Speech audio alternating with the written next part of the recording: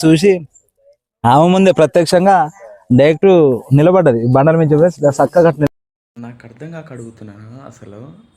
ఆ media person అతను కూడా చదువుకున్న వ్యక్తులే కదా వాళ్ళు. వాళ్ళకి తెలుస్తుంది అది ఎందుకు నిలబడ్డది అన్నది. కొంచెం కామెంట్స్ చేస్తూ ఉన్న వాళ్ళకి తెలుస్తుంది.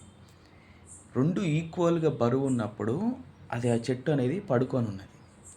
ఇప్పుడు ఏర్లకి పట్టిన మట్టి ఉంటుంది కదా, ఆ బరువు అనేది ఇప్పుడు ఏదైతే కొట్టేసిన సైడ్ ఉంటుందో అది ఎండకి ఎండి వానకి తడిసి ఆ బలాన్ని కోల్పోయింది.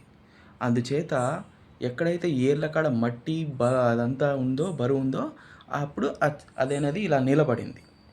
నీకు ఎగ్జాంపుల్ ఒకటి చూపిస్తా చూడండి.